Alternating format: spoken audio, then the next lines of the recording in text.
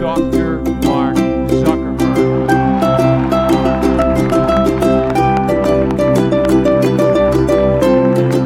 Greeting to everybody by TS Emotional Channel. Don't forget to subscribe our channel.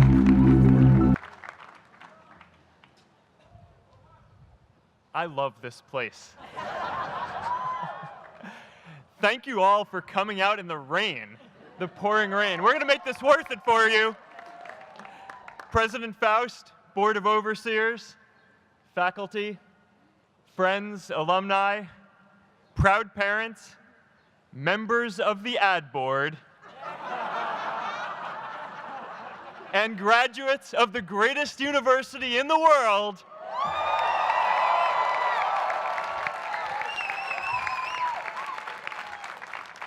I am honored to be here with you today because, let's face it, you accomplished something I never could.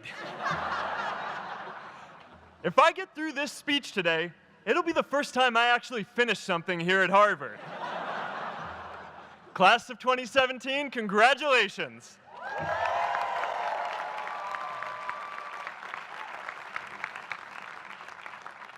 Now, I'm an unlikely speaker today, not just because I dropped out, but because we're technically in the same generation. We walked this yard less than a decade apart. We studied the same ideas and slept through the same Act 10 lectures. We may have taken different roads to get here, especially if you came all the way from the Quad. But today, I want to share what I've learned about our generation and the world we're all building together. But first, these last couple of days have brought back a lot of good memories. How many of you remember exactly where you were and what you were doing when you got that email telling you got into Harvard?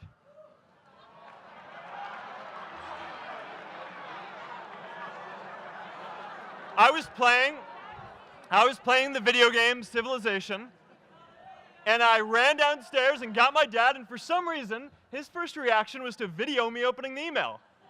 That could have been a really, really sad video. But I swear, getting into Harvard is the thing my parents are most proud of me for. My mom is nodding. You all know what I'm talking about. Look, guys, it's tough to beat this. You'll see when you get out there. How many of you remember your first lecture here at Harvard? Mine was Computer Science 121 with the incredible Harry Lewis. Harry. I was running late for class, so I threw on a t-shirt, and I didn't realize until afterwards that I put it on inside out and backwards, and my tag was sticking out the front. I couldn't figure out why no one in class would talk to me. Except for this one guy, KX Jin. He just went with it.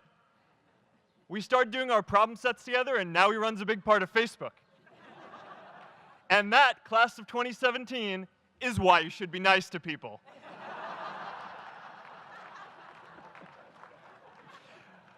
But my best memory from Harvard is meeting Priscilla.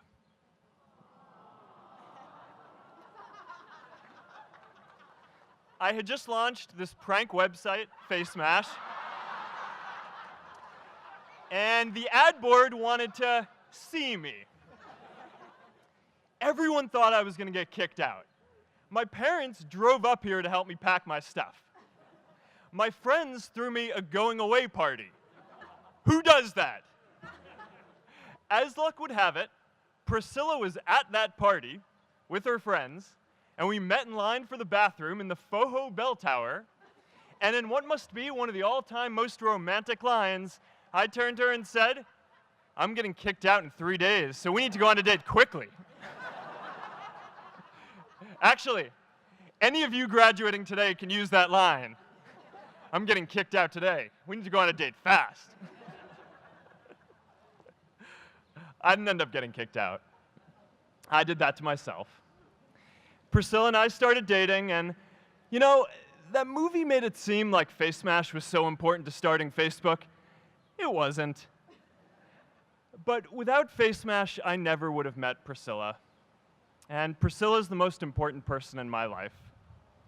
So you could still say it was the most important thing I built in my time here.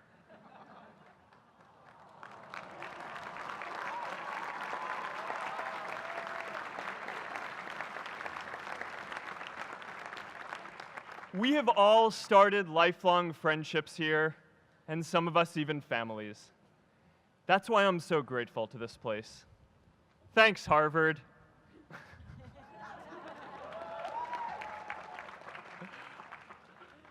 Today, I want to talk about purpose. But I'm not here to give you the standard commencement about finding your purpose. We're millennials. We try to do that instinctively. Instead, I'm here to tell you that finding your purpose isn't enough. The challenge for our generation is to create a world where everyone has a sense of purpose. One of my favorite stories is when JFK went to go visit the NASA Space Center, and he saw a janitor holding a broom, and he asked him what he was doing, and the janitor replied, "Mr. President, I'm helping put a man on the moon." Purpose is that feeling that you are a part of something bigger than yourself, that you are needed, and that you have something better ahead to work for. Purpose is what creates true happiness. And you are graduating at a time when this is especially important. When our parents graduated, that sense of purpose reliably came from your job, your church, your community. But today, technology and automation are eliminating many jobs. Membership in a lot of communities has been declining, and a lot of people are feeling disconnected and depressed and are trying to fill a void in their lives. As I've traveled around, I've sat with children in juvenile detention and opioid addicts who've told me that maybe their lives would have turned out differently if they just had something to do, an after-school program or somewhere to go. I've met factory workers who know their old jobs aren't coming back and are just trying to find their path ahead. For our society to keep moving forward, we have a generational challenge to not only create new jobs, but create a renewed sense of purpose. I remember that night I launched Facebook from that little dorm in Kirkland House. I went to Noakes with my friend KX, and I remember telling him clearly that I was excited to help connect the Harvard community, but one day someone would connect the whole world. The thing is, it never even occurred to me that that someone might be us. We were just college kids. We didn't know anything about that. There were all these great big technology companies with all these resources, and I just assumed one of them would do it. But this idea was so clear to us that all people want to connect. So we just kept working on it, day after day after day. And I know that a lot of you are going to have your own stories just like this. A change in the world that seems so clear that you are sure someone else is going to do it. But they're not. You will. But it's not enough to have that purpose yourself. You also have to create a sense of purpose for others. And I found that out the hard way. You see, my hope was never to build a company. I wanted to have an impact.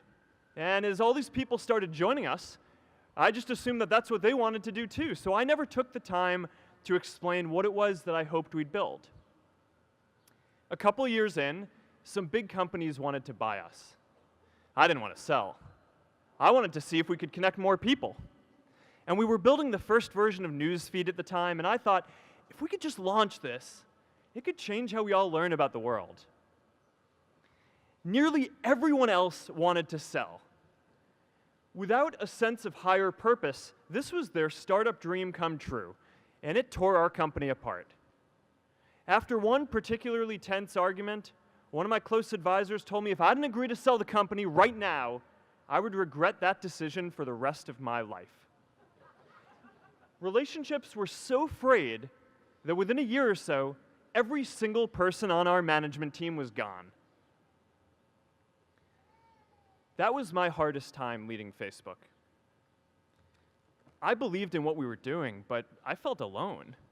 And worse, it was my fault. I wondered if I was just wrong, an imposter, a 22-year-old kid who had no idea how things actually worked. Now, years later, I understand that is how things work when there's no sense of higher purpose. So it's up to all of us to create it so we can all keep moving forward together. And today, I want to talk about 3 ways that we can create a world where everyone has a sense of purpose. By taking on big, meaningful projects together. By redefining equality so everyone has the freedom to pursue their purpose. And by building community all across the world. So first, let's take on big, meaningful projects. Our generation is going to have to deal with tens of millions of jobs replaced by automation like self-driving cars and trucks. But we have the potential to do so much more than that. Every generation has its defining works. More than 300,000 people worked to put that man on the moon, including that janitor. Millions of volunteers immunized children around the world against polio, and millions of more people built the Hoover Dam and other great projects. And now it's our generation's turn to do great things. Now I know, maybe you're thinking, I don't know how to build a dam. I don't know how to get 1 million people involved in anything. Well, let me tell you a secret. No one does when they begin. Ideas don't come out fully formed. They only become clear as you work on them. You just have to get started. If I had to know everything about connecting people before I got started, I never would have built Facebook. Movies and pop culture just get this all wrong. The idea of a single eureka moment is a dangerous lie. It makes us feel inadequate because we feel like we haven't had ours yet. And it prevents people with seeds of good ideas from ever getting started in the first place. Oh, and you know what else movies get wrong about innovation? No one writes math formulas on glass, okay? All right? That's not a thing, okay?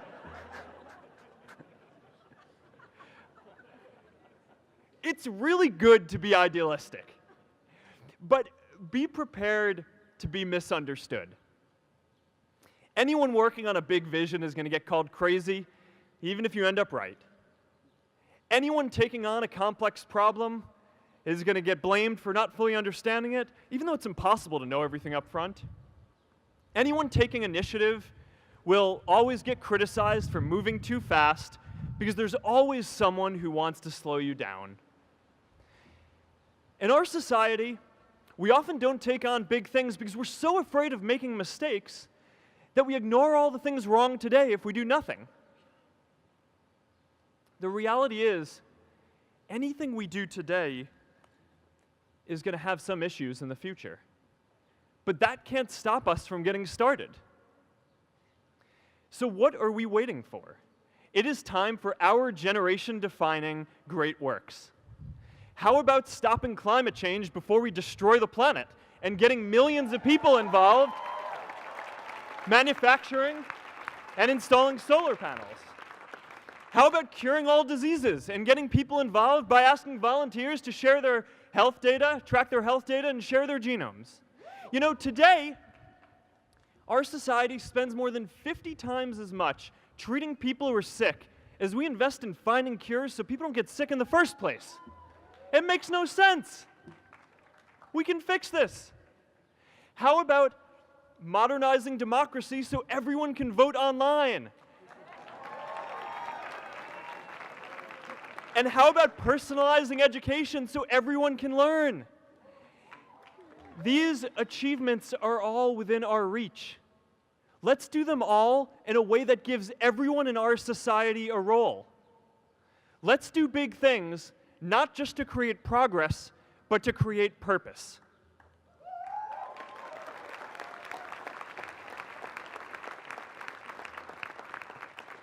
So taking on big, meaningful projects together is the first thing we can do to create a world where everyone has a sense of purpose. The second is redefining our idea of equality so everyone has the freedom to pursue their purpose. Now, many of our parents had stable jobs throughout their careers, but in our generation, we're all a little entrepreneurial, whether we're starting our own projects or finding our role in another one. And, that's great, because our culture of entrepreneurship is how we create so much progress. An entrepreneurial culture thrives when it is easy to try lots of new ideas. Facebook wasn't the first thing I built. I also built chat systems and games, study tools and music players, and I'm not alone. J.K. Rowling got rejected 12 times before she finally wrote and published Harry Potter. Even Beyoncé had to make hundreds of songs to get Halo. The greatest successes come from having the freedom to fail. Now, today, we have a level of wealth inequality that hurts everyone. When you don't have the freedom to take your idea and turn it into a historic enterprise, we all lose. And right now, today, our society is way over-indexed on rewarding people when they're successful, and we don't do nearly enough to make sure that everyone can take lots of different shots. Now, let's face it. There is something wrong with our system when I can leave here and make billions of dollars in 10 years, while millions of students can't even afford to pay off their loans, let alone start a business.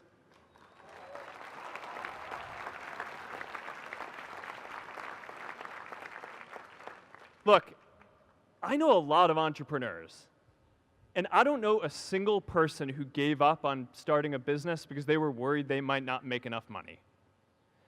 But I know too many people who haven't had the chance to pursue their dreams because they didn't have a cushion to fall back on if they failed.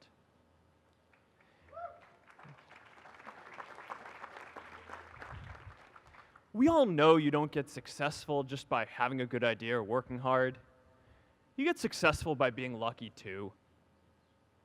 If I had to support my family growing up instead of having the time to learn how to code, if I didn't know that I was going to be fine if Facebook didn't work out, then I wouldn't be standing up here today. And if we're honest, we all know how much luck we've had to get to this point in our lives. Every generation expands its definition of equality. Previous generations fought for the vote and civil rights. They had the New Deal and Great Society. And now it's time for our generation to define a new social contract.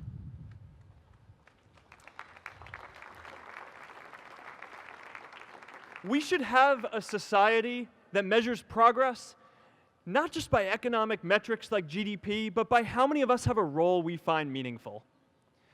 We should explore ideas like universal basic income to make sure that everyone has a cushion to try new ideas.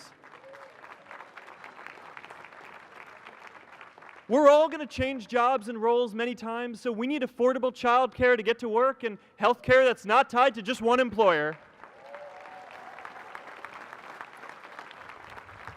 And we're all going to make mistakes. So we need a society that's less focused on locking us up and stigmatizing us when we do.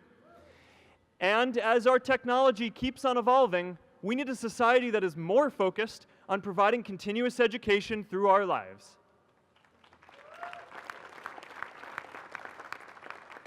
And yes, giving everyone the freedom to pursue purpose isn't going to be free. People like me should pay for it. And a lot of you are going to do really well, and you should too.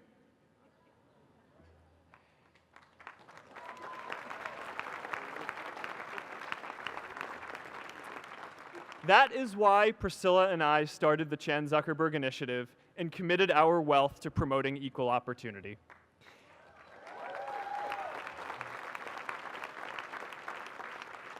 These are the values of our whole generation. It was never a question of if we were going to do this. The only question was when. Millennials are already one of the most charitable generations in history. In just 1 year, more than 3 in 4 US millennials donated to charity, and more than 7 in 10 raised money for another one. But it's not just about giving money. You can also give time.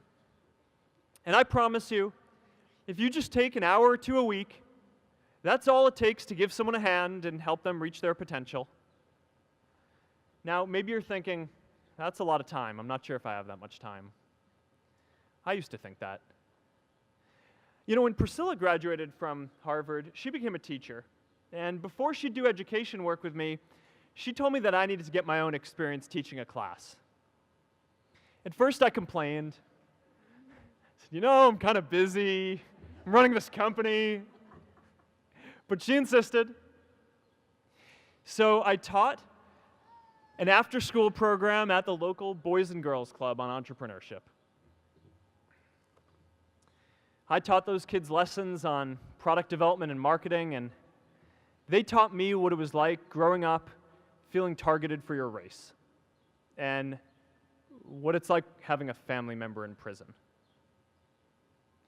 I shared stories of my time in school, and they shared their hope that one day they would get to go to college too. For 5 years, I've had dinner with those students every month. One of them even threw Priscilla and me our first baby shower. And next year, they're going to college. Every one of them, first generation in their families. We can all make time to give someone a hand. Let's give everyone the freedom to pursue purpose, not just because it's the right thing to do, but because when more people can turn their dreams into something great, we are all better for it.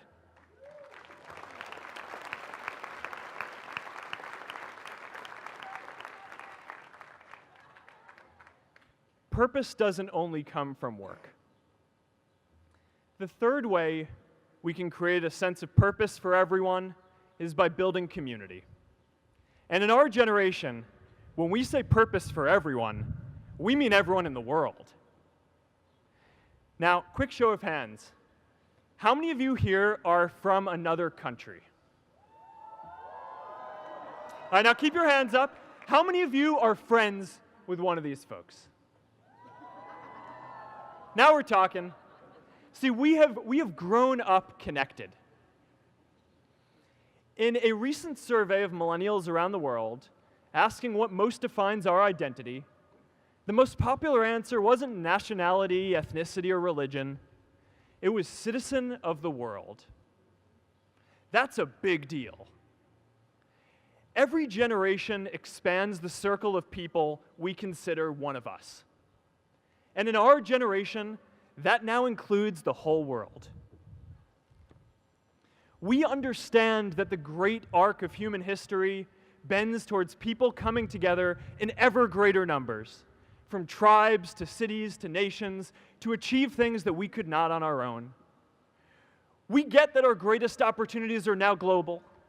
We can be the generation that ends poverty, that ends disease. And we get that our greatest challenges need global responses too. No country can fight climate change alone or prevent pandemics. Progress now requires coming together, not just as cities or nations, but also as a global community. But we live in an unstable time. There are people left behind by globalization across the whole world. And it's tough to care about people in other places when we don't first feel good about our lives here at home. There's pressure to turn inwards. This is the struggle of our time. The forces of freedom, openness, and global community against the forces of authoritarianism, isolationism, and nationalism. Forces for the flow of knowledge, trade, and immigration against those who would slow them down. This is not a battle of nations. It is a battle of ideas. There are people in every country for more global connection, and there are good people against it. And this isn't going to be decided at the UN either. It's going to happen at the local level when enough of us feel a sense of purpose and stability in our own lives that we can start to open up and care about everyone else too. And the best way to do that is to start building local communities right now.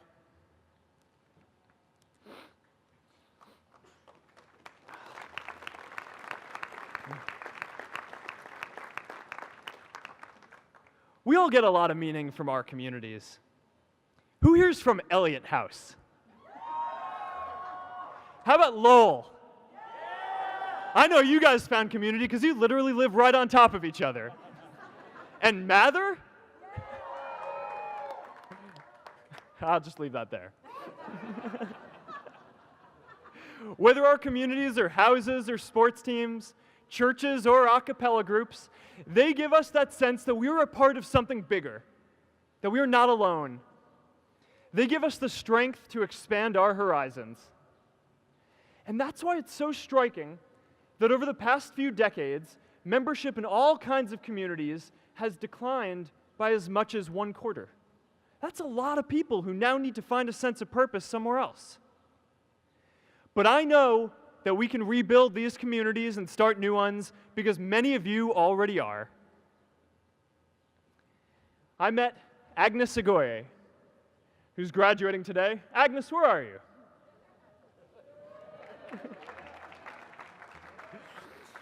Agnes spent her childhood navigating conflict zones with human trafficking in Uganda, and now she's trained thousands of law enforcement officials to keep communities safe.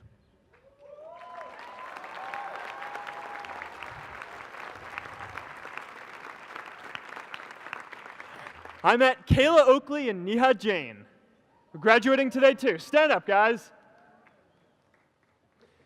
Kayla and Neha started a nonprofit that connects people suffering from chronic illnesses with people in their communities who are willing to help out.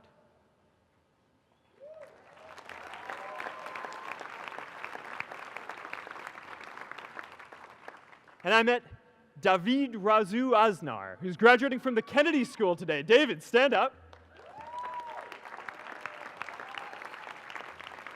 David is a former city councilor who fought to make Mexico City the first Latin American city to pass marriage equality, even before San Francisco.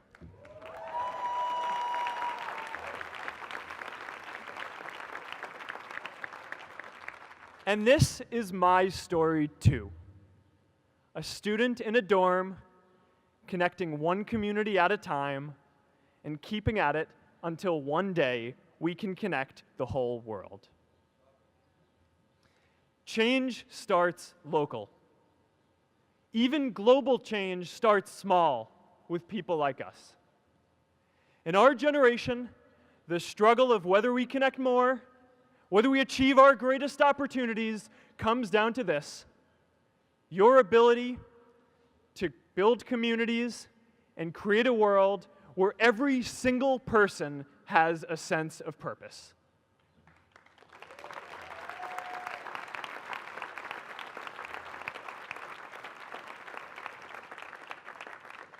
Class of 2017, you are graduating into a world that needs purpose. And it's up to you to create it. Now, maybe you're asking yourself, can I really do this? Well, remember when I told you about that class I taught at the Boys and Girls Club? One day after class, I was talking to my students about going to college, and one of my top students raised his hand and said that he wasn't sure he could go to college because he's undocumented. He wasn't sure if they'd take him. Last year, I took him out to breakfast for his birthday, and I wanted to get him a gift, so I asked him what he wanted, and he just started talking about struggles that he saw other students in his class facing, and finally said, I'd really just like a book on social justice. I was blown away. Here is a young guy who has every reason to be cynical. He wasn't sure if the country he calls home, the only one he's known, was going to deny him his dream of going to college. But he wasn't feeling sorry for himself. He wasn't even thinking of himself. He has a greater sense of purpose, and he's going to bring people along with him.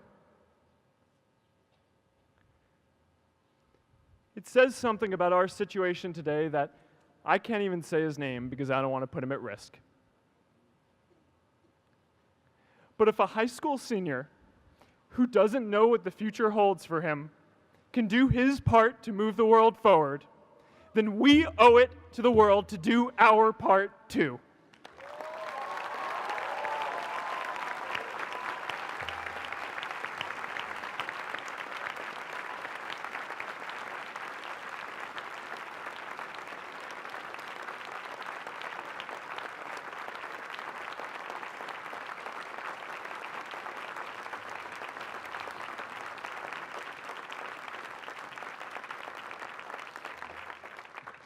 So before you walk out those gates one last time, and as we sit here in front of Memorial Church, I'm reminded of a prayer, Misha Berach, that I say whenever I face a big challenge, that I sing to my daughter, thinking of her future when I tuck her in at night.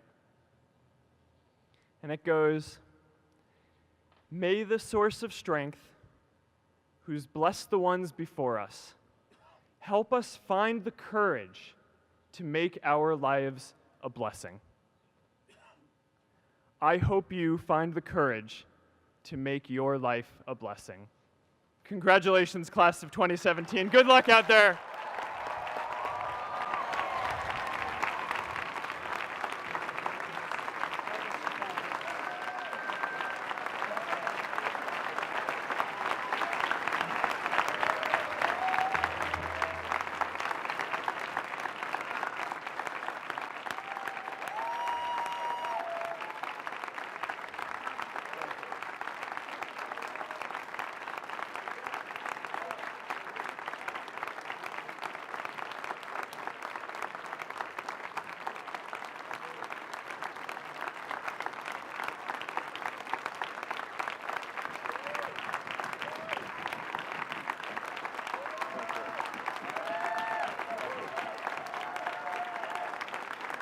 Thank you.